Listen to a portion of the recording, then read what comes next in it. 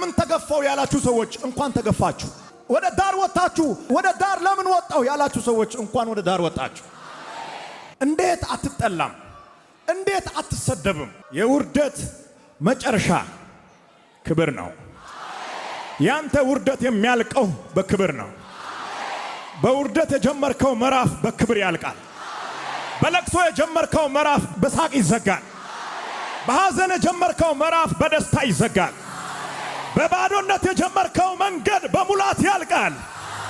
ብቸኛ ሆኖ የጀመረ ሰው ካለ ከብዙ ሰዎች ጋር ይጨርሳል። ንጉሡ ዳዊት ሲናገር እንደዚህ ይላል፣ ገፉኝ፣ ለመውደቅ ተንገዳገዱ። ሲንገዳገድ ጌታ ምን አረገኝ? አገዘኝ፣ አገዘኝ። አሜን፣ አሜን፣ አሜን። የተንገዳገደ ያለ ሰው ካለ የዘላለም ክንድ ካንተ በታች አለ። ይደግፋል፣ ያበረታል፣ ያጸናል፣ ሌላ ሰው አድርጎ ይፈጥራል፣ መንገድህን ይከፍታል፣ አዲስ ምዕራፍ ይሰጣል፣ እንድትደነቅ ያደርጋል። እሱ ዋናው ነው። እሱ ኢየሱስ ይባላል።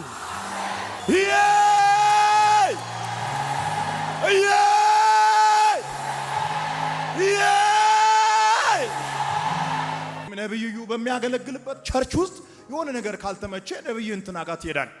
ፓስተር እንትና በሚያገለግልበት ቸርች ካልተመቸ አልተመቸኝም ብለ ወደ ሌላ ፓስተር ትሄዳለ። ኢየሱስ ጋር አልተመቸኝም ብለ ወደ ሌላ ኢየሱስ አትሄድም። በቃ ኢየሱስ አልተመቸኝም የሚባል ነገር የለም። ሌላ ኢየሱስ የለማ። ስለዚህ ካልተመቸም ቁጭ ነው የምትለው እስከሚመች ድረስ። ዋናውን በእያንዳንዱ ቀን ማሰብ አለብን፣ ማሰላሰል አለብን። ዋናው ኢየሱስ ነው። ዛሬ ፈውስ የሚከናወነው በዋናው ነው። ኢየሱስ በራሱ ሲያገለግል ያገለገለበት፣ ሲናገር የተናገረበት፣ ሲፈውስ የፈወሰበት፣ ሲያስነሳ ያስነሳበት መንገድ በሙሉ አወዛጋቢ ነው። ከተፈጥሮ ሕግ ውጭ ነው። አንድ የሞተውን ሰው እንደ ቀላል ነገር ከእንቅልፍ እንደሚያነቃ አልዓዛር ሆይ ና ውጣ ብሎ ሄደ። የሞተ ሰው እንደተገነዘ ወጥቶ እየተከተለው ነው። እግሩ እጁ ሳይፈታ ፍቱት አለ። ቻው። ሌላስ አጋንንት ስጮህ ለቀው ሂድ። ለምጻሙን ሲያገኝ ንጻ። ሌላም ሲሆን ሁን ቻው።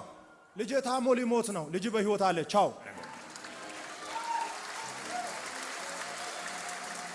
ይሄ ያልገባቸው ሰዎች ማን ነው የፈወሰው ይላሉ። እግሩ አይን በበራበት ጊዜ አንተ የፈወሰው ማን ይባላል ይላል።